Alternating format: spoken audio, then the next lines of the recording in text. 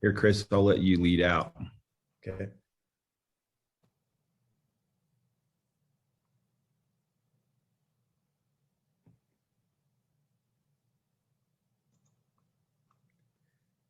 Good morning, good afternoon, good evening.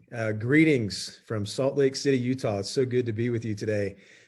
Just a warm welcome to all of our wonderful ASEA leaders, and another big congratulations for your qualifications, for obviously for Ascent and for the training.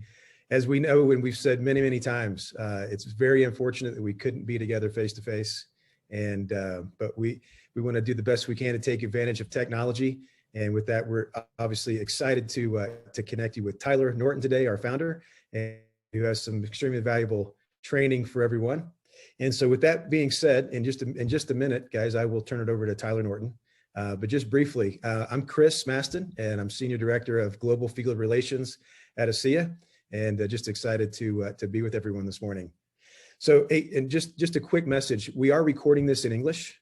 And so in 24 hours, this will be available in your virtual office library in English. And then we will be following that up with an email as to when a translation will be available and posted in your back office. So we will be translating into Spanish, as well as French, traditional Chinese, and obviously, and then followed up by Hungarian. So we will send an email with that, letting you know when those subtitles will be posted. And that will also be posted in the new peak performance training in your back office. So, and if you obviously anybody has any questions, please feel free to contact us and let us know.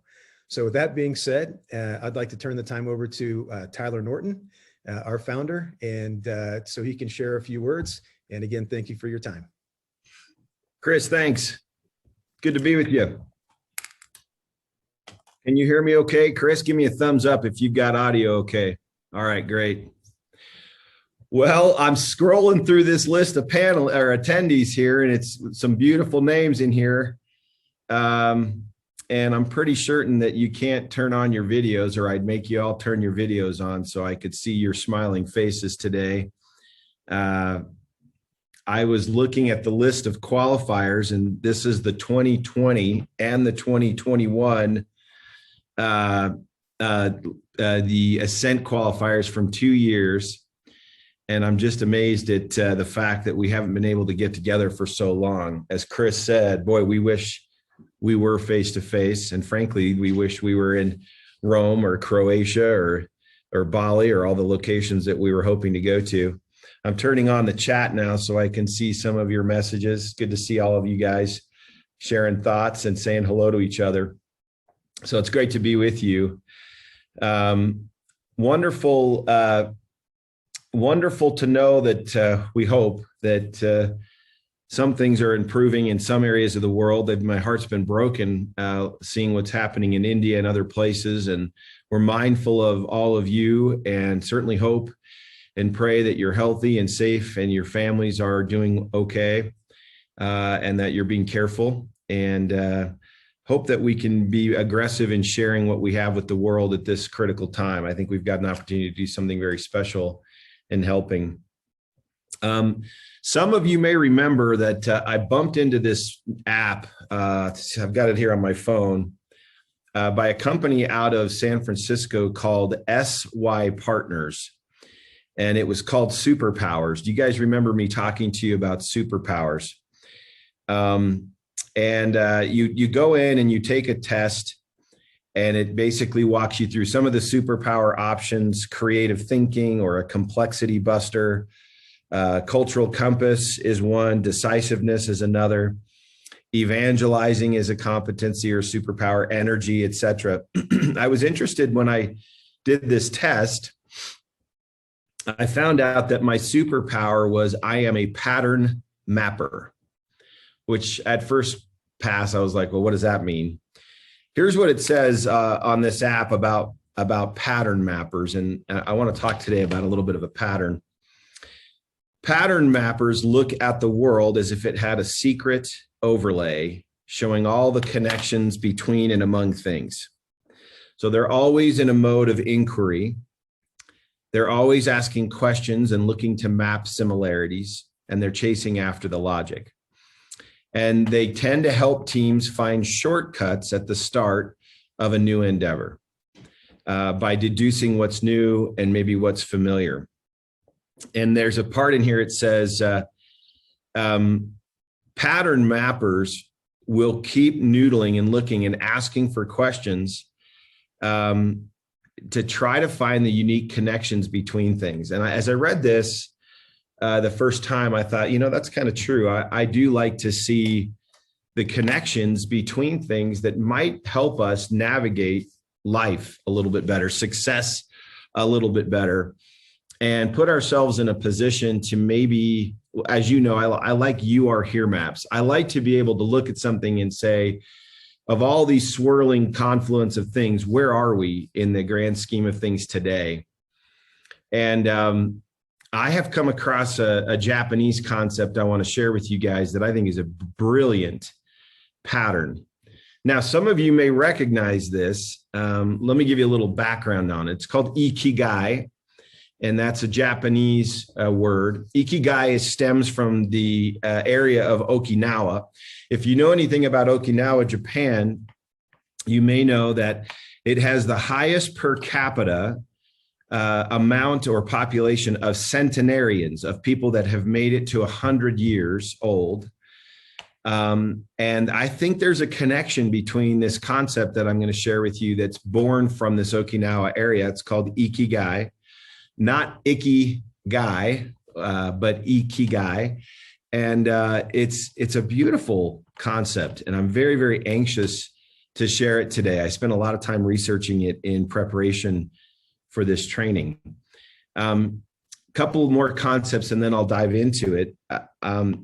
If you think about the process of trying to really get to clarity about what it is you're trying to do in your life, where you want to spend your time and energy, I think this is a great You Are Here map for us to look at.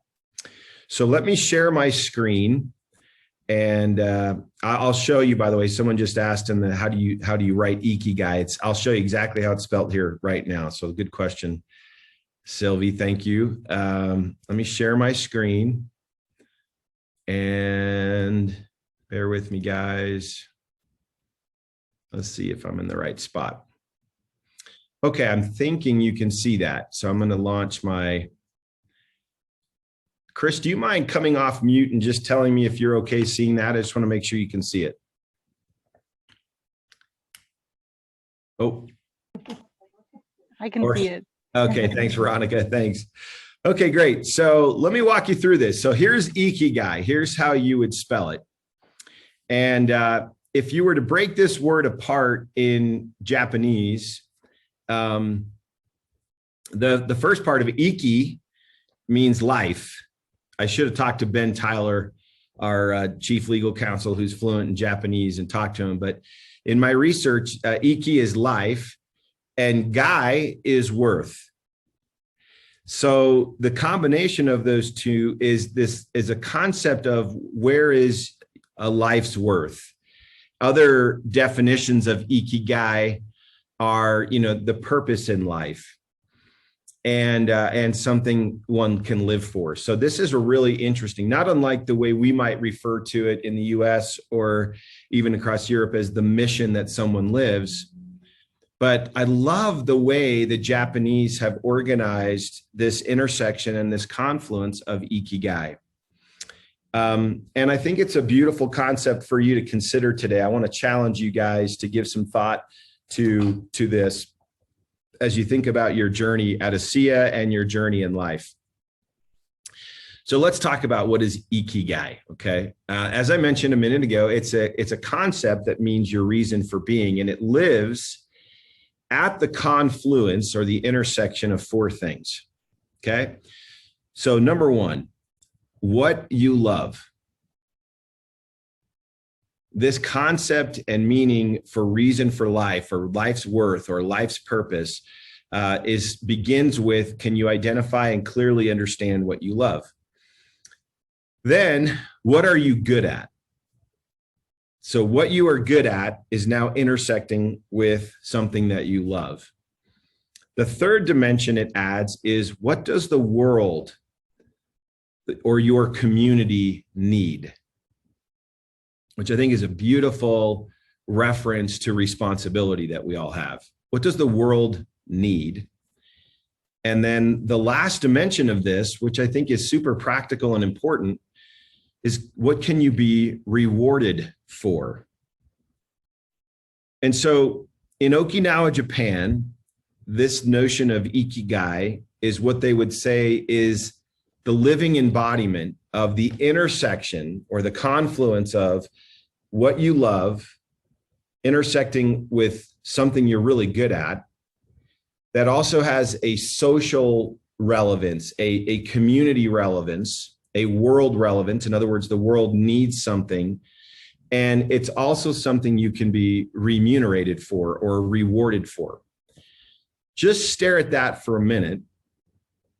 And if I was in a group setting, I probably would have started and asked all of you to stand and stay standing until such time that you couldn't answer in the affirmative.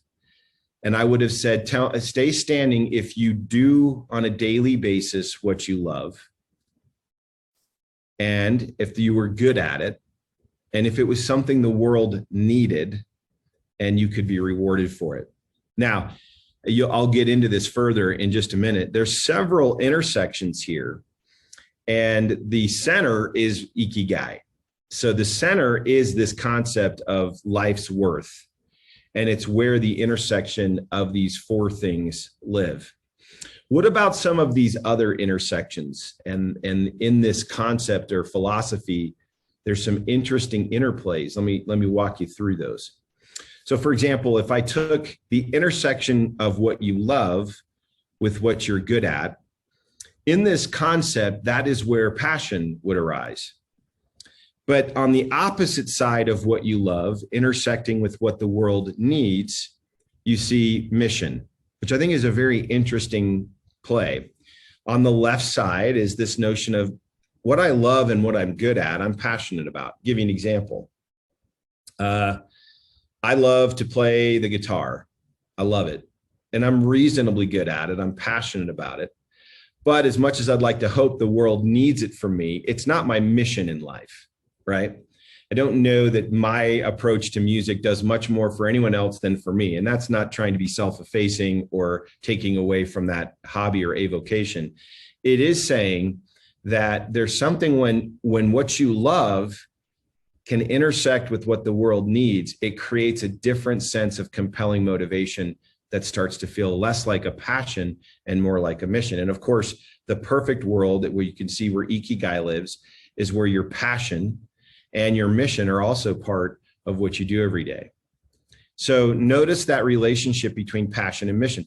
What about that little section in the center, the green section where it intersects with something you're good at, what you love, and what the world needs? And it describes this little mini intersection as, yeah, you're delighted to be there. There is a fullness there, but you may not be generating enough income to support and bless your family and the people you love and care for. And so there's a missing element to the true ikigai because it does not intersect with something that ultimately you can be rewarded for, that gives you the ability to sustain life and bless the lives you love. Really powerful, I think, just looking at what I've already done here for us to stare at this for a minute. Let's keep filling it in. So you notice there's an intersection between what you're good at and what you can be rewarded for. And that's what they would refer to as profession. This is something you realize you have a natural proclivity or an ability in, and you can be paid for it. It may not be something you love, and it may or may not entirely intersect with what the world in general needs, but it's profession, and I'm willing to be rewarded for it. I'm good at it, and so I might live in that profession intersection. Similarly, on the other side, something the world needs and I can be rewarded for it, the purple area might be a vocation. Similar to profession, to be sure, right? Professions and vocations have great similarities, but maybe one is a little bit more aligned with what I'm really good at. The other might just be trading energy and effort for a need the world has, and I can be paid for it. Notice the small section on the bottom where the three meet, where what you're good at, what you can be rewarded for, and the world needs is, this is interesting because there they would characterize, you're comfortable here, but there's just not this fulfillment, not this filling sense of completeness that if I could just intersect with what I love, that would take me to this place of ikigai at the intersection. Okay, now there's a couple other spots that we haven't filled in here that are worth discussing. One is the section where you have what you love, what you're good at, and what you can be rewarded for intersecting, but it doesn't quite connect with a social or larger body of need. And here is where they say that there's a sense of satisfaction. You're doing something you're good at, you're doing something you love, right? And you're being rewarded for it, but maybe you're not feeling as useful to the needs of this world. And so you can kind of find yourself outside of ikigai because it's not really meeting a broader need of the social construct or your community that's around you. And then this next dimension is also interesting here. And it says here, you're involved in what you love. It is something the world needs, right? And something you're rewarded for, but it lacks a little bit of that excitement. There's an element of complacency and even a little uncertainty because you're not sure if you're really good at it. Yeah, you're being compensated for it, but it's not quite ikigai. Now stare at this with me for just a minute and give some thought to what you see here on the screen. What would our life be like if we could, in fact, find ikigai, where we could intersect our lives by doing and being engaged in something we love, something we're very good at, something the world desperately needs, and something we can actually be rewarded for? And I think that's a beautiful, beautiful question to consider as we think about the journey we're on in life. And as I stared at this, I started to think in terms of, okay, you know, do people really live their ikigai? I mean, I started to ask this question, you know, have you found it? Are you living this notion of, I do what I love, I'm good at it, I can be rewarded for it, and I'm meeting a need that's around me in this world? I think it's a fair question that we should all ask. Here's a question for you. Throw in the chat what you think on this one. Do you think most people are living their ikigai? What do you guys think? Do you think there are people that are truly living this out? So far, the majority are saying no to me. In fact, almost all of you are saying no. Most people are not, 99.9 are not living their ikigai, very few. I agree with that. And it is sad. Ellen just said, sadly, no, like there's just not. And that's a good point that Sharona said. Most are waiting for retirement. They're waiting for some destinational arrival, and then they'll start doing what they love, right? And I think this question of why not? Why aren't people living out this clear reason for being? This clear sense of I do what I love, I do something I'm good at. It has a place in the world. It serves a purpose in this world. And in fact, I can be rewarded for it. And I think it's interesting that, and we're going to talk about this as we move forward with the time we have today, this notion of what we have for people, what we have to offer is, I think, something we ought to be discussing in terms of ikigai. Okay, so read this quote with me for a minute. This was Victor Lebeau. He was an economist and was speaking to the government, the US government in this case, about the economy and said, our enormously productive economy demands of us that we make consumption our way of life. We end up converting the buying and the use of goods into these almost spiritual rituals. We seek spiritual satisfaction, ego satisfaction in consumption. And we need things consumed or burned up and replaced and discarded at an ever accelerating rate. Now, this was written in an era that I still felt, as we all look back, 70 years ago, and say we weren't anywhere near the consumerism then that we are today. But I think Dr. LeBeau here could see into the future of what we were starting to create in this world. And we were starting to create a world that would place a high value and priority on consumption. What was the effect? What has the effect of this been on the world around us? Well, I think what's happened is that the approach to Ikigai has kind of pivoted to something that looks just like this. So this notion of what can you be rewarded for, or let me pivot and say, what can you be paid for? And it's almost like what you love, what you may be naturally or inherently talented in, or where the social need of the world may well be, is less important. And I think that's become a notion that is unfortunately starving out where people can find Ikigai. Unfortunately, I'll tell you a story. A friend of mine that I know well, his daughter, and he's very, very smart and has run and sold several companies and is a very intelligent person, had a daughter that got married to someone who wanted to devote his life to the arts. And the parents of the bride were so concerned because they couldn't see how this would provide for their daughter. And they ended up steering this new son-in-law into an area of education that was not his original intent. And I remember hearing this, and I'm trying not to be judgmental and saying, oh, that's a mistake, right? It's a mistake. We all need to be able to explore this notion of Ikigai. And I think the reason consumerism controls so much of the world is because we've given away these other dimensions in this confluence in this model.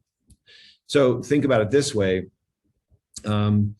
Maybe I just end up starting in the blue and realize that the world needs a certain thing and they'll pay me for it. And so I begin to live this relationship. And by the way, guys, how many of the people we talk to on a daily basis are living in the intersection of these two circles? I do something the world needs and I can be paid for it. And I think we would all agree a huge percentage of the world and the labor force, regardless of what country you're from or what economy you live in, are just doing the best they can to be rewarded or paid for something and trying to provide something the world would deem as of value enough to be paid. But is this enough? Am I just supposed to accept the intersection of these two things, deploy myself in a vocation that's honorable? Or is there room in this world? Is there room for me to consider something more? I mean, we all have heard the difference in definitions. A job is a paid position, right? This is a position of regular employment. That's what comes to mind here as I look at this. This is a job. But work, my life's work, may not necessarily line up beautifully with my job. If work is activity that requires mental or physical or even personal development, that's effort that's done in order to achieve an outcome or a purpose, then this feels different to me than just the job.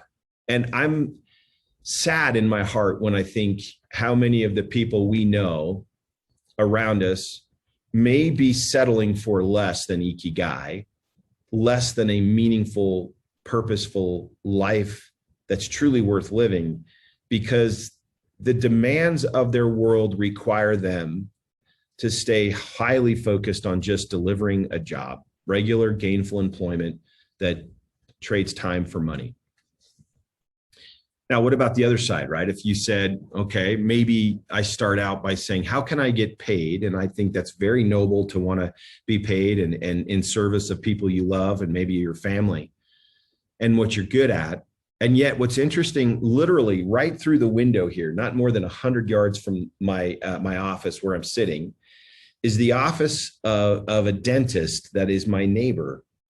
I should say used to be my neighbor. For 12 years, we lived very close to each other, know him very well. He'd come over and hang out with me, good friends.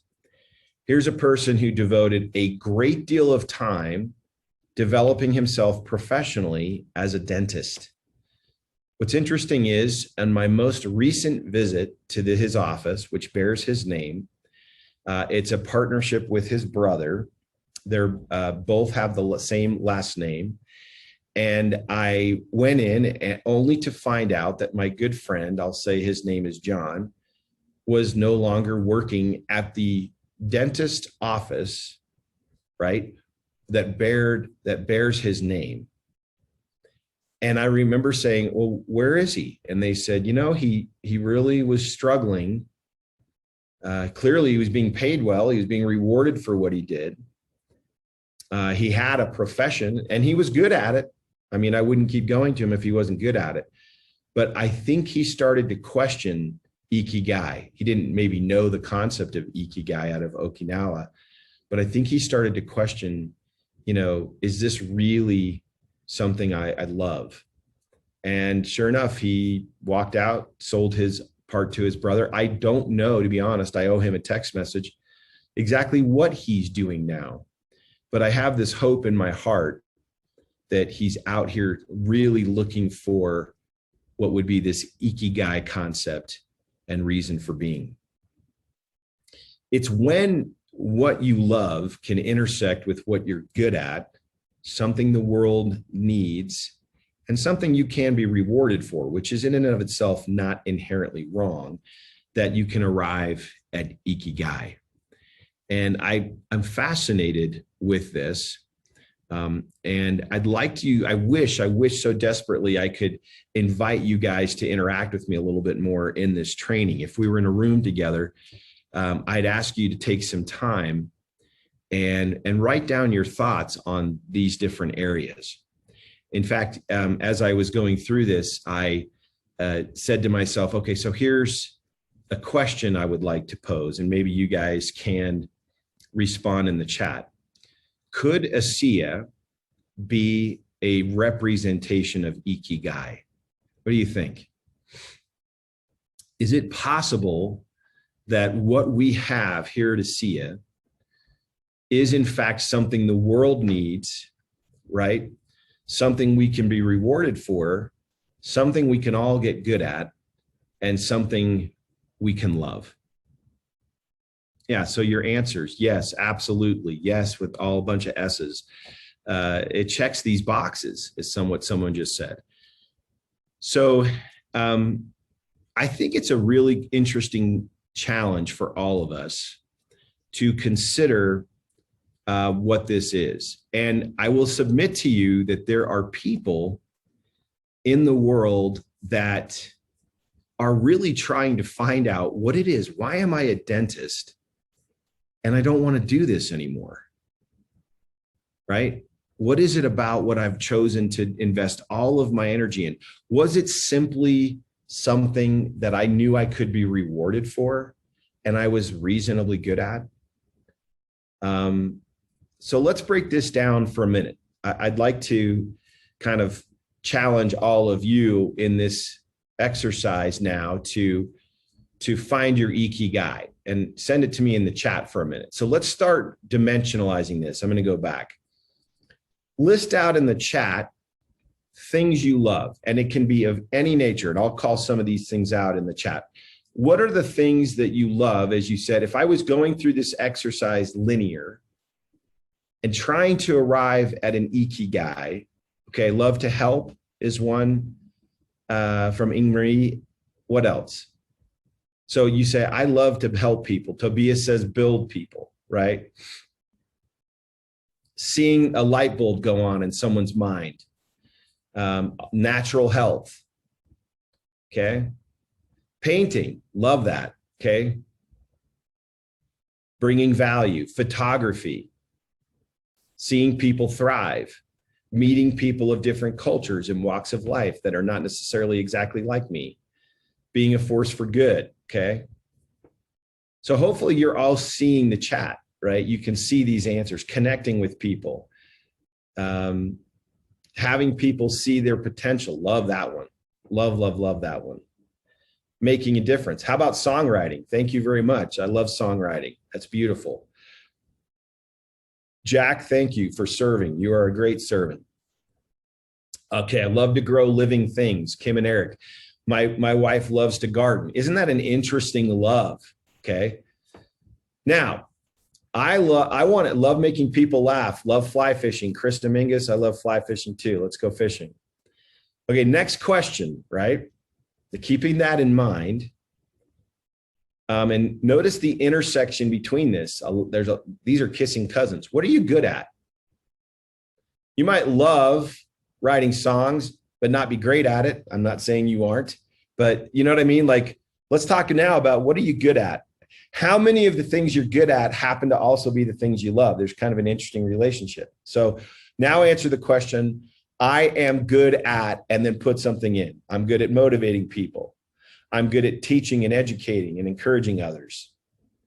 Finding laughter in a situation. Wow, that's a great thing to be good at. I'm good, John Bash, communicating a message. Yes, you are, John. You're a master at that. Okay. I'm good at forming relationships. I'm good at organizing things. And Masami, I'm good at being positive. Yes, you are. You are a force for positivity in the world. So it's so cool for me as I listen to these. I'm good at teaching. I'm good at quilting, right? Cooking healthy foods. Yes, you are, Marie. I love that. Okay. Now, are you guys seeing all this in the chat, right? These beautiful things that you love and what you can be good at. And notice that how many of these things are naturally linked to building an ASEA business. Some of them, right, are just building families, building relationships. Kim says, I'm a great mom and grandma. Yeah, that's awesome, right? Super inspiring to see these. Sharing Pearlisms from a caring place. Thank you, Pearl. Beautiful. So here's my next question, guys. And this is a little bit trickier, right? Now I'm asking you, of the things you've listed that you love and the things you've listed that you're good at, let's talk about, can you be rewarded for those? Is it possible to be rewarded, Samuel, for being a good listener? That's a really interesting question, right? Is it possible to be rewarded for helping others with a lifestyle that's healthy?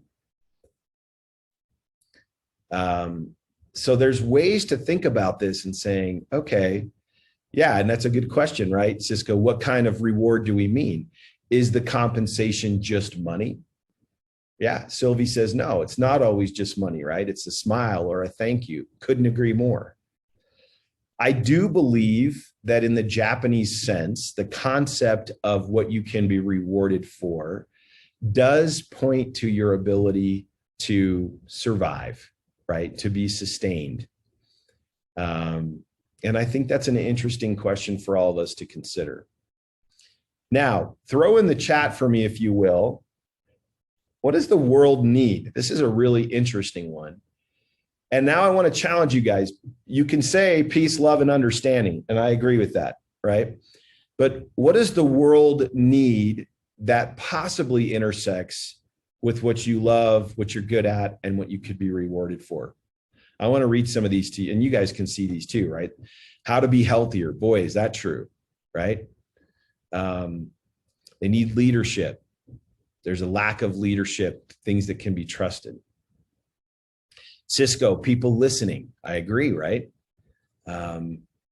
Happiness, to be a little bit better at loving themselves. Confidence that they matter. Risa, thank you. I love that one. I totally agree. There is a need for increased confidence that they know that people know they matter, right? And I find that so much, let me just scroll. I'm scrolling now through the chat. Do you think, here's my question, and I'm not trying to steer this just to ASEA. I don't think Ikigai is just an ASEA concept. Of course I don't. But I'm so grateful to be part of an organization where I believe we can sponsor an Ikigai experience. I believe that we can encourage people to get engaged, do what they love, something they can be good at. And by the way, I'm not just saying sharing the opportunity, sharing the product. I'm talking about they can share their ability to listen. They can share their honest character.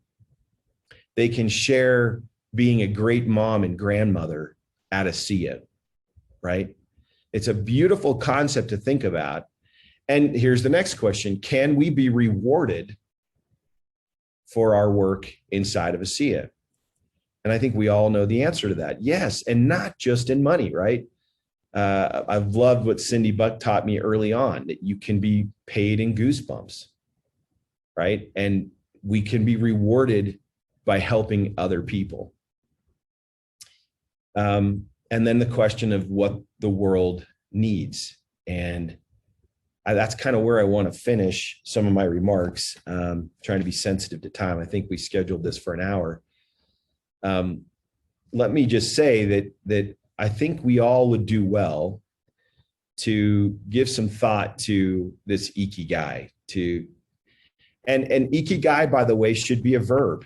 If it's your reason for being, then maybe put the word to in front of it. And, whether that's to believe, belong, and become, that's my Ikigai. To listen with empathy and compassion.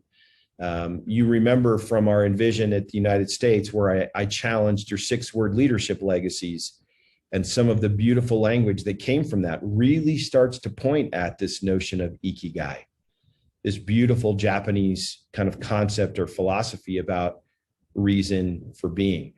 Now, let me stop the share and I'll finish just with a few thoughts here.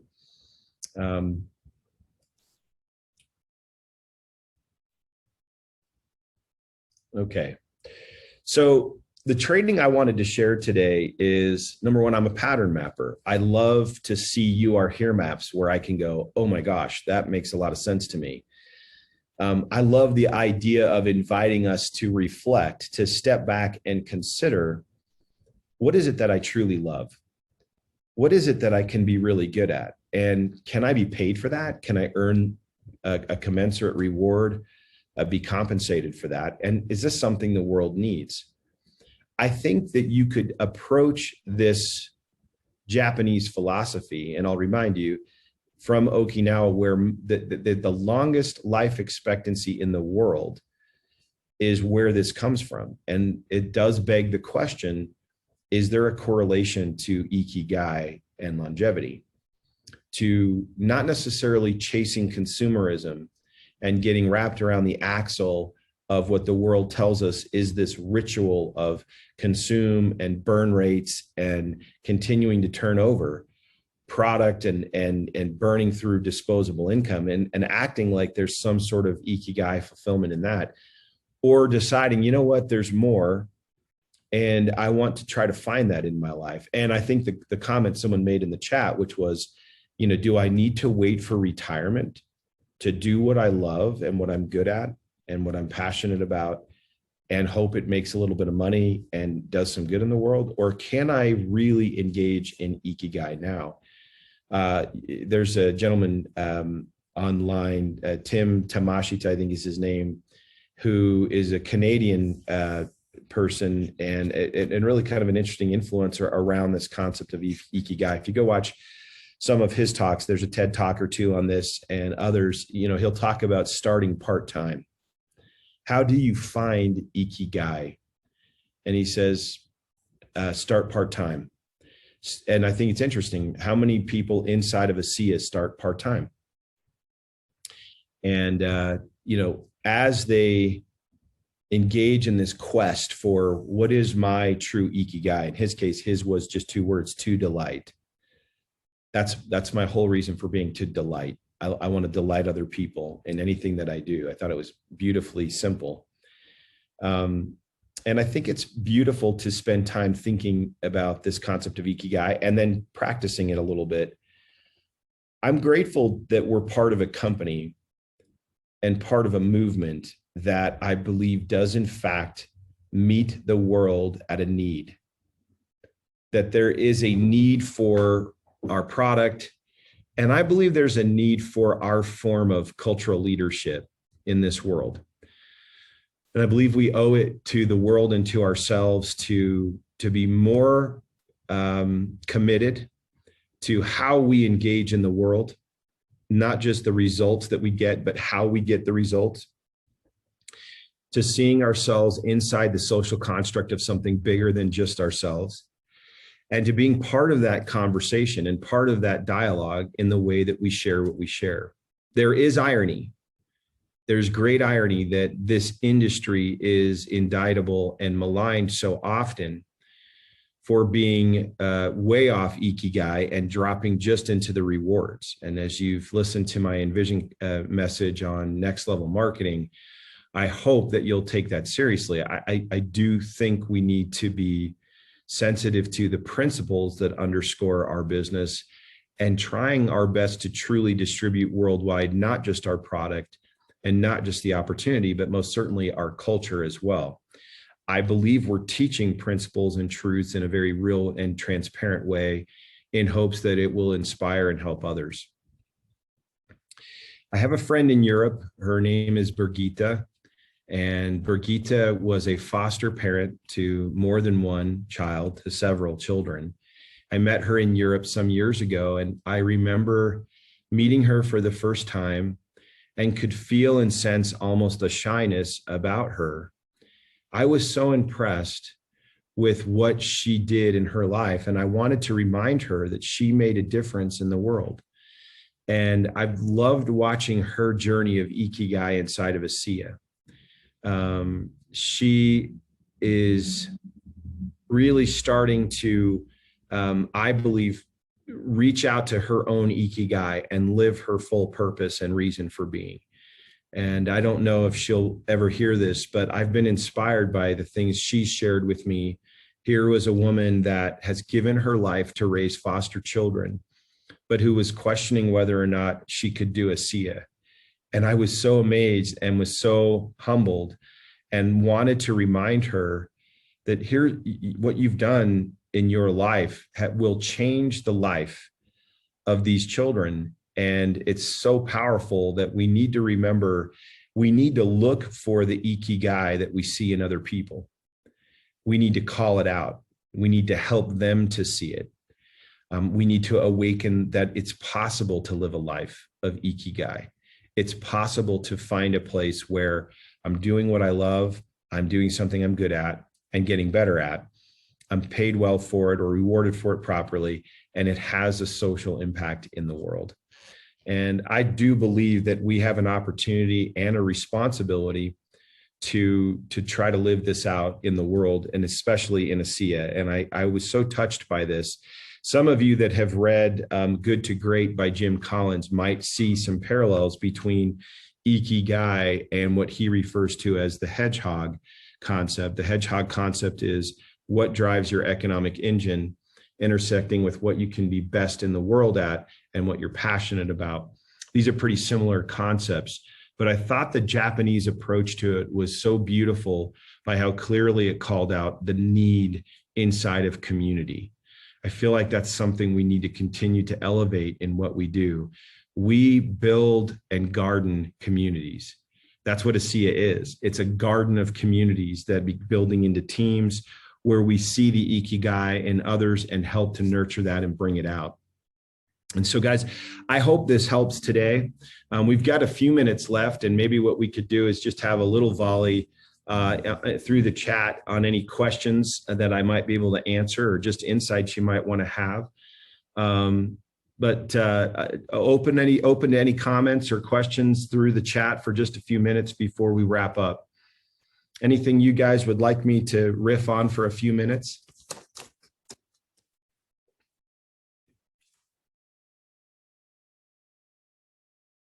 Guys, we wish so desperately that we could be with you. We were certain that we were going to go to Croatia and Rome and to Bali this year. We were absolutely certain that we were going to be with you. Here we are. Can you believe it? Next week is May. And it's so humbling to me to think how quickly time flies. But the fact is, we have not been able to be with you. I want to invite and challenge all of you to, whether you're in the United States or not, to be prepared to participate with us virtually or physically in Nashville. We're really working on a set of deliverables that are really aimed at enhancing your business and really trying to take us forward in a way in Nashville I think you don't want to miss. So I want to invite all of you to join us in Nashville for our event, again, whether physically if you can or virtually. And we really appreciate what you guys do for the company. And we really feel very fortunate that you're part of our Ikigai.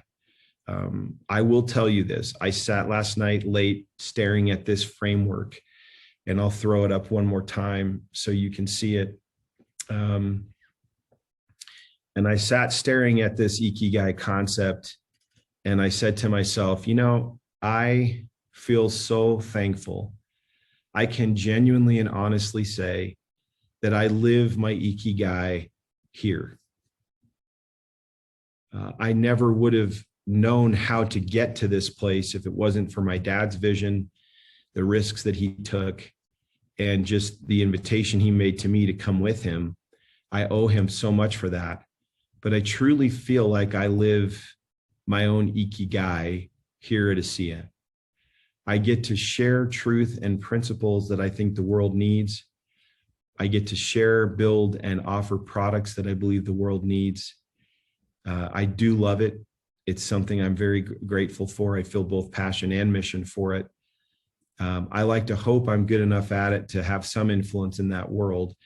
And I'm grateful for what it rewards me. And by that, I mean, probably least of all, the money. I do believe that worth and prosperity are measured in far more than money.